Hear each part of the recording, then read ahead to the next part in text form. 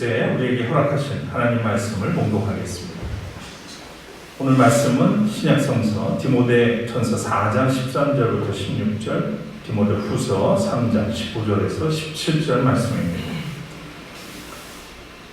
내가 갈 때까지 성경을 읽는 일과 권면하는 일과 가르치는 일에 전념하십시오. 그대 속에 있는 은사, 곧 그대가 장로들의 안수를 받을 때에 예언을 통하여 그대에게 주신 그 은사를 소홀히 여기지 마십시오. 이 일들을 명심하고 힘써 행하십시오. 그리하여 그대가 발전하는 모습을 모든 사람에게 나타나게 하십시오. 그대 자신과 그대의 가르침을 살피십시오. 이런 일을 계속하십시오. 이렇게 함으로써 그대 자신도 구원하고 그대의 말을 듣는 사람들도 구원할 것입니다. 그대는 어려서부터 성경을 알고 있습니다. 성경은 그리스도 예수를 믿는 믿음으로 말미암아 그대에게 구원에 이르는 지혜를 줄 수 있습니다. 모든 성경은 하나님의 영감으로 된 것으로서 교훈과 책망과 바르게 함과 의로 교육하기에 유익합니다. 성경은 하나님의 사람을 유능하게 하고 그에게 온갖 선한 일을 할 수 있게 하는 것입니다. 이는 하나님의 말씀입니다. 하나님께 감사드립니다.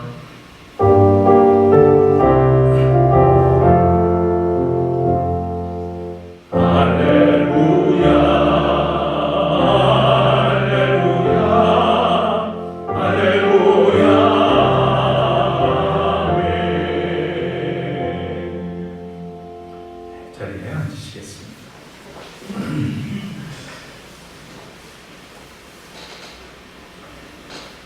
주님 안에 사는 이들에게 허락하시는 하나님의 은총이, 평강의 은총이 우리 모두에게 임하기를 소원합니다.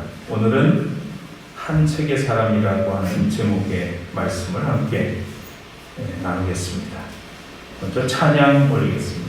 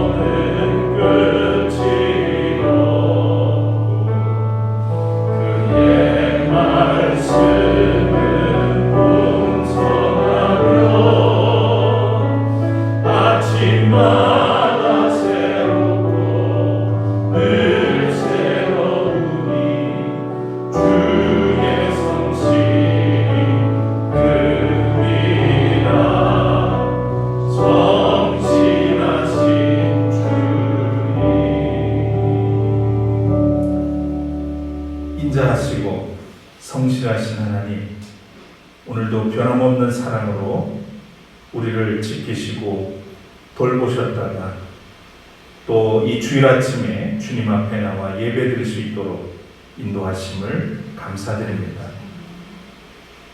부족한 허물도 많고 죄도 많은 저희들이지만 한없는 은총으로 그 사랑으로 우리에게 용서를 베푸시고 자녀로 삼아주셨습니다. 이 시대에 주님의 자녀답게 이름값을 하면서 사는 그리스도인들 되도록 이끌어 주시길 원합니다. 오늘도 우리를 새롭게 하시기 위해서 불러주셨으니 오늘 허락하시는 말씀을 통해서 우리 자신의 삶을 돌아보고 또 이 가을에 다시 한번 마음을 다잡을 수 있는, 그래서 열매 맺는 신앙이 되도록 이끌어 주시옵소서. 부족한 종의 입술도 주장해 주시고 오직 주의 뜻만을 전할 수 있도록 성령을 통해서 이끌어 주시옵소서. 예수 그리스도 이름으로 간절히 기도드립니다. 아멘.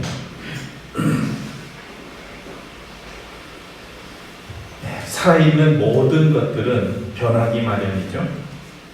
사는 것 자체가 어쩌면 변화라고 해야 할 것입니다. 그런데 대체로 이 변화는 두 가지 방향성을 나타냅니다. 하나는 죽음으로의 변화이죠.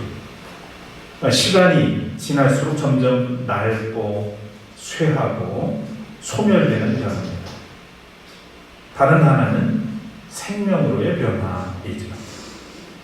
날마다 새로워지고 또 아름답게 성숙해지는 그런 변화를 말합니다. 전자가 자연적 변화 또 소모적 변화라고 한다면 후자는 의도적 변화, 계획적 변화, 창조적 변화라고 할 수 있겠습니다. 사람은 이 두 가지 변화를 모두 품고 살아가고 있죠. 이 자연적 변화는 시간의 흐름에 따르는 변화로서 어느 누구도 거역할 수가 없습니다. 그러나 의도적 변화는 선택과 노력에 따라서 그 결과가 좌우됩니다. 우리는 학습으로 생명으로의 변화를 촉진할 수 있습니다. 학습은 사고와 지식과 경험의 깊이를 확장시키는 방법이죠. 이 학습의 기초는 읽기 그리고 쓰기입니다. 그래서 독서는 의도적 변화의 기본기라고 할 수 있겠습니다. 독서는 삶을 변화시키고 성장시키는 가장 오래된 학습 방법이기도 합니다. 독서는 자신을 발견하게 하고 또 성장하게 하며 더 나아가서 앞으로 나가야 할 길과 그리고 꿈으로 우리를 이끌어줍니다. 이부터 독서는 인격 형성과 지도자의 인품을 기르는 과정이기도 했습니다.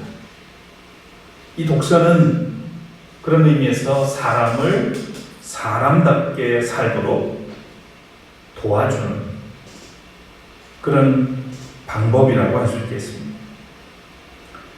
인류는 경험을 통해서 독서는 정신과 영혼의 양식이라고 그렇게 알게 됐죠. 우리는 신앙도 생명으로의 변화, 즉 의도적 변화에 해당한다고 볼 수 있습니다. 그래서 성숙한 신앙생활을 위해서는 영적 은사도 필요하지만 독서 능력이 매우 중요합니다. 그 이유는 표적을 구하기보다는 시대를 분별하는 안목이 필요하고 세상을 읽고 하나님의 뜻을 읽어야 하기 때문입니다.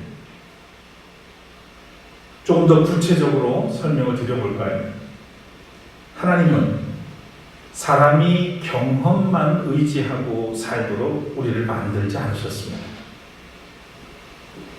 사람이 시간과 공간 그리고 기억의 한계가 있음을 아시고 기록된 말씀인 성서를 우리에게 허락하셨죠. 하나님을 알기 위해서 또 그 말씀을 이해하고 깨닫고 그 말씀을 따라 살아가기 위해서 성서를 읽어야 합니다. 유다왕 요시야는 성전 수리 중에 율법책 토라를 발견하게 됩니다. 제사장 hil기야를 통해서 그 말씀을 듣다가 가슴을 찢게 됩니다. 옷을 찢고 죄를 뒤집었을 만큼 그 말씀에 감복합니다. 그리고는 모든 백성을 모아놓고 이 율법책을 읽어줍니다. 찌들어 살던 그런 삶에서 또 이스라엘 백성으로서의 정체성을 회복하게 했습니다. 또 에스라 선지자와 느헤미야도 바벨론 유배지에서 예루살렘으로 돌아온 이 유다 백성들을 모아놓고 이 모세의 율법을 읽어주었습니다. 그래서 포로 생활로 지친 백성들을 위로하고 회복의 은혜를 입게 했습니다. 기록된 하나님의 말씀을 읽을 때 하나님의 성품과 뜻을 우리는 깨닫게 되고 정체성이 선명해지면서 또 그 말씀으로 위로와 회복의 은혜를 얻게 됩니다. 예수께서도 어린 시절부터 유대 전통을 따라서 회당에서 읽기를 배우고 또 성서를 듣고 배웠습니다. 누가복음 4장에 보면 갈릴리에서 활동하던 중에 안식일을 맞아서 회당에 들어갑니다. 그리고 이사야 선지자의 글을 이사야 61장의 말씀을 펴서 소리내서 읽지요. 그 말씀은 이런 내용입니다. 주님의 영이 내게 내리셨다. 주님께서 내게 기름을 부으셔서 가난한 사람에게 기쁜 소식을 전하시게 하셨다. 주님께서 나를 보내셔서 포로된 사람에게 해방을 선포하고 눈먼 사람에게 눈뜸을 선포하고 억눌린 사람들을 풀어주고 주님의 은혜의 해를 선포하게 하셨다. 예수님의 사명 선언이기도 합니다. 기록된 하나님의 말씀은 우리로 하여금 부르심의 의미와 우리를 통해서 하나님이 하시고자 하시는 비전을 보게 하십니다. 사도 바울은 감옥에 갇혔을 때에 디모데에게 부탁을 하죠. 드로아에 있는 가보라는 집에 두고 온 외투와 함께 양피지, 그러니까 가죽으로 된 책을, 그 성서를 가져오라고 부탁을 했습니다. 기록된 하나님의 말씀은 삶의 위기가 닥칠 때 힘이 되고 능력이 되고 길이 됩니다. 하나님의 구원의 은혜를 경험하게 되죠. 사도 바울은 이런 경험을 바탕으로 교회 감독자가 된 어린 디모데에게 편지를 씁니다. 그대는 어려서부터 성경을 알고 있습니다. 성경은 그리스도 예수를 믿는 믿음으로 말미암아 그대에게 구원에 이르는 지혜를 줄 수 있습니다. 모든 성경은 하나님의 영감으로 된 것으로서 교훈과 책망과 바르게 함과 의로 교육하기에 유익합니다. 성경은 하나님의 사람을 유능하게 하고 그에게 온갖 선한 일을 할 수 있게 하는 것입니다. 여러분이 잘 아시는 것처럼 성서는 책 중의 책이라고 합니다. 영원한 베스트셀러, 또 최고의 고전이라고도 합니다. 그러나 무엇보다도 성서는 인생의 기원에서부터 원리와 삶의 방법이 담겨 있습니다. 성서는 인생을 깨우치고 인생을 성숙시키며 변화시키는 능력이 있는 책입니다. 마침내 성서는 인생 구원의 책이죠. 그런데 여기서 우리가 기억할 것이 있습니다. 이 놀라운 능력들은 반드시 성서를 펼쳐서 읽고 듣고 배우는 사람에게만 임한다는 사실입니다. 18세기 영국에서 이 사실을 부모로부터 배우고 평생 동안 실천하며 은혜를 누린 사람이 있었습니다. 호모 유니우스 리브리, 한 책의 사람이기를 소원했던 사람이죠. 그 한 책은 바로 성서입니다. 기록된 하나님의 말씀에 능통해져서 그 뜻대로 살기를 원했고 누구를 만나든지 복음으로 생명을 구원하기를 원했습니다. 그리고 그리스도의 사랑으로 세계를 품고 변화시키기를 원했던 사람이죠. 그가 바로 감리교 창시자 존 웨슬리입니다. 그는 27세가 되던 어느 날 이렇게 글을 적어 놓았습니다. 나는 날아가는 화살처럼 삶을 통과해 지나가는 시간의 창조물이다. 나는 하나님으로부터 비롯된 그래서 다시 하나님에게로 되돌아가는 영혼이다. 하나님은 은혜로 오셔서 나에게 길을 가르쳐 주신다. 그분은 그것을 책으로 기록해 놓으셨다. 그 책을 나에게 주소서. 아무런 대가도 없이 하나님의 책을 나에게 주셨다. 난 그것을 가졌다. 여기에는 풍족한 지혜가 있다. 나를 책의 사람이 되게 하라. 이제 나는 인간의 분주한 길에서 멀리 벗어나 있다. 나는 홀로 앉아 있다.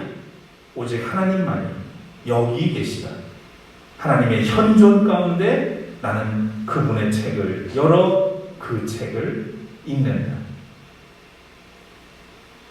여러분, 그는 성서를 읽으면서 하나님의 현존을 경험하면서 살았습니다. 보이지 않고 만질 수 없는 이 하나님을 매일 자고 일어나서 첫 시간에 성서를 열어 읽으면서 살아계신 하나님을 만났던 겁니다. 그가 그토록 소원하면서 기도하고 실천했던 호모 유니우스 리브의 한 책의 사람에 과연 어떤 의미가 담겨 있는 걸까요? 아마도 한 책의 사람이 되고 싶다는 마음은 앞으로는 성경 이외에 다른 책은 그 어떤 것도 읽지 않겠다. 그것은 아닐 겁니다. 또 이 성경만을 생애를 걸쳐서 철저하게 연구하겠다. 그것도 아니었을 겁니다. 평생 성경을 몇 독을 하겠다는 그런 결심도 아니었을 겁니다. 한 책의 사람이 결코 성경 외골수의 인간을 뜻하는 것이 아닙니다. 오히려 한 책의 사람을 비롯한 책과 함께 희노애락, 동락하면서 동행하는 사람이라는 말이 옳은 표현일 겁니다. 존 웨슬리가 세상을 떠난 후 그의 벗들은 이구동성으로 이렇게 말했다고 합니다. 그는 한 책의 사람이고 싶어 했다. 그러나 그는 만독의 사람이었다. 이 말은 존 웨슬리가 기록된 하나님의 말씀에 능통하기 위해서 다양하고 방대한 독서를 했다는 의미입니다. 여러분, 왜 존 웨슬리가 한 책의 사람이고 싶어 했을까요? 그리고 그 한 책의 사람이기 위해서 열독을 했을까요? 왜 그리스도인에게 독서가 필요합니까? 성경은 맥락과 또 상징과 비유들로 가득한 책입니다. 수필집이 아닙니다. 1500년이라는 역사 가운데 40여 명이 집필한 책입니다. 하나님께서 성령을 통해서 택하시고 그 모든 이야기들을 주관하셔서 기록하게 만든 책이죠. 그래서 모든 만물의 기원에서부터 그 원리들을 고스란히 담아놓고 있습니다. 자, 그런데 이 맥락과 상징과 비유들로 가득 찬 이유는 하나님의 오묘하신 그 뜻을 인간에게 전달하기 위한 최선의 방법이었을 거라는 생각이 듭니다. 그 하나님을 우리가 뭘로 이해할 수 있겠어요? 그 하나님이 우리를 알아듣게 하시기 위해서 온갖 방법을 다해서 기록해 주신 겁니다. 그래서 성서는 우리가 지식과 경험 또 지혜와 통찰을 통해서 해석으로만 의미를 읽을 수가 있습니다. 그러니까 의미를 읽어야 되는 책이라 이 말이에요. 문자적으로 지식으로 많이 알아서 성경을 깨닫는 책이 아닌 거예요. 맥락과 상징과 이 비유들을 여러 가지 배경 지식과 더불어서 또 성령이 깨우쳐 주시는 은혜와 더불어서 그 말씀을 해석하고 그 의미를 따라서 하나님의 뜻을 찾고 살아야 되는 책이라는 거죠. 그래서 이 성경은 눈으로 읽는 책이 아닙니다. 몸으로 읽어야 될 책이다. 그렇게 얘기를 한 분도 있습니다. 그래서 문자에 집착하거나 숫자에 집착하게 되면 하나님의 뜻과는 무관하게 살게 되거나 오류에 빠지고 또는 이단에 빠지게 됩니다. 그리고 제멋대로 해석을 해서 그것이 자기 신념화 되게 되면 굉장히 위험한 짓을 하게 됩니다. 유독 우리나라에 그런 사람들이 참 많이 있습니다. 하나님도 많고 자칭 예수님도 있고 재림주도 많고 다 이게 어디서 나온 거냐? 문자와 숫자에 집착, 의미를 해석하지 못하고 거기에 집착한 사람들이 하는 행동들이라는 겁니다.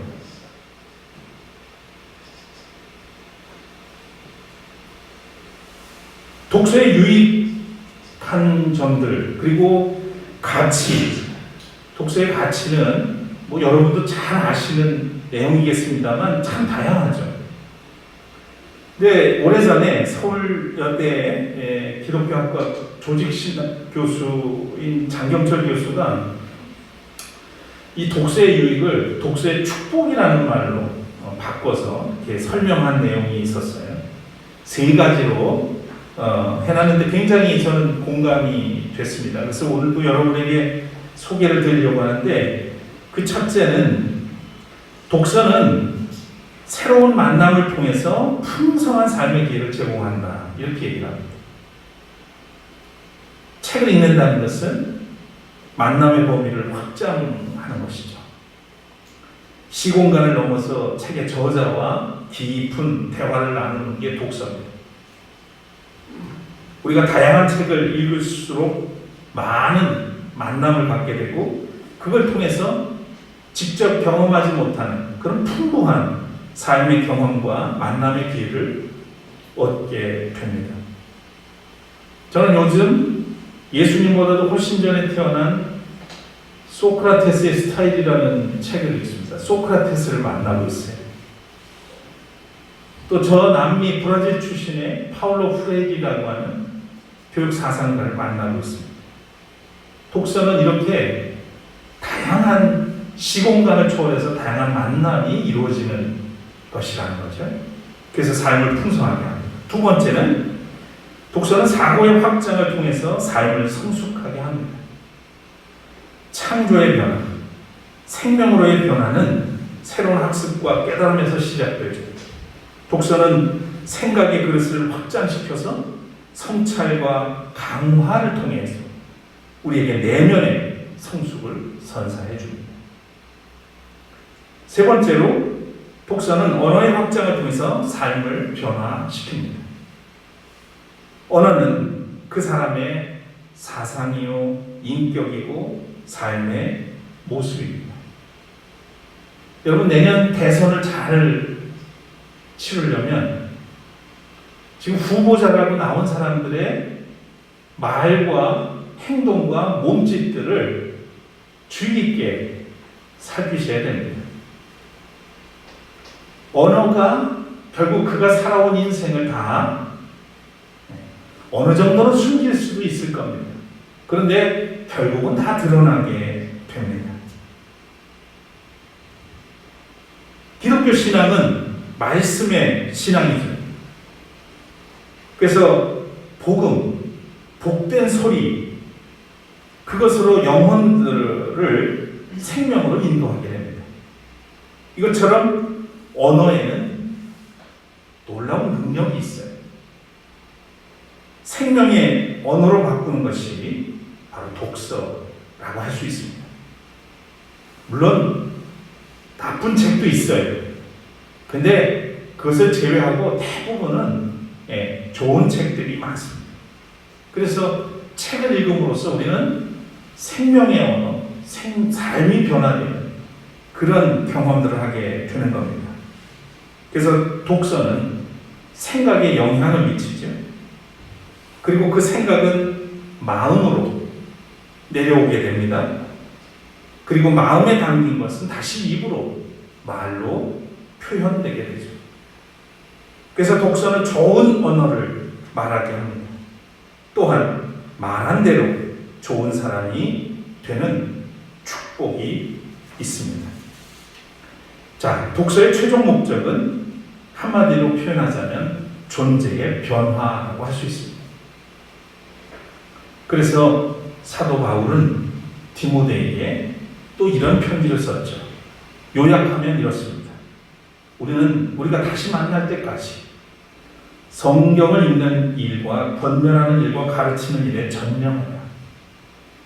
받은 은사를 소홀히 여기지 말고 힘써 발휘해서 발전하는 모습을 사람들에게 나타내라.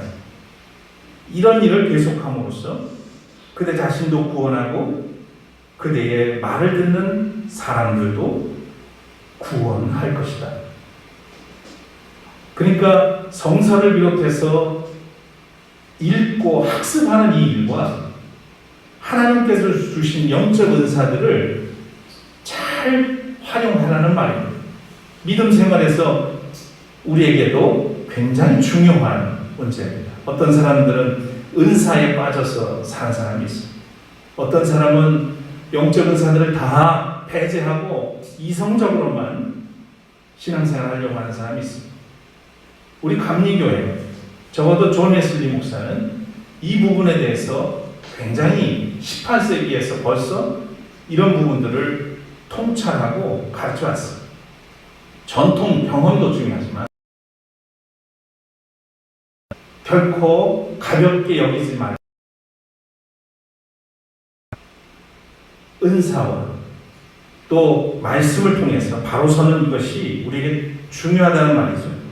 특히 이렇게 혼란스러운 시대에 더욱 바르게 서기 위해서 독서가 중요함을 강조하고 있습니다.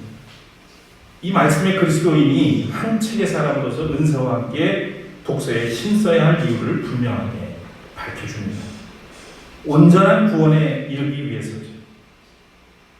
거룩한 그리고 온전한 선한 영향력을 발휘하는 그리스도인이 되기 위해서는 한 책의 사람, 독서하는 그리스도인이 되어야 하겠습니다.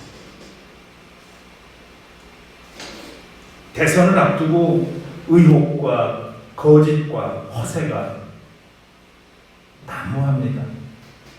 유독 소란스러운 가을을 맞았습니다. 그동안 코로나 덕분에 굉장히 좀 침착하고 조용하고 마음도 그렇고 여러 가지 면에서 삶은 좀 피곤하고 지치고 어려웠지만 그렇게 소란함을 별로 못 느꼈는데 이제 대선이 이제 다가오면서 후보자 선출하는 과정에서 아주 소란스러운 일들이 많이 있는 것 같습니다. 이럴 때일수록 말에 그리스도인들은 이런 말들에 휘둘리고 또 출처불명의 검증도 되지 않은 동영상에 빠져들기 전에 소설이든 또는 시집이든 책을 한 권 펼쳐서 읽는 여유를 좀 가져보는 것은 어떨까요? 우리 도서관에 잠들어 있는 책이 2만여 권이 됩니다. 아주 2년째 고이고이 잠들어 있습니다. 그들을 우리가 깨워주면 그들은 우리의 실존을 일깨워줄 겁니다.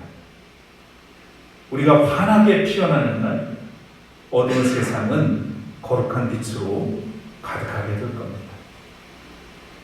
먼저 하나님을 찾고 또 하나님을 알기 위해서 성서를 읽는 성도가 되었으면 좋겠습니다.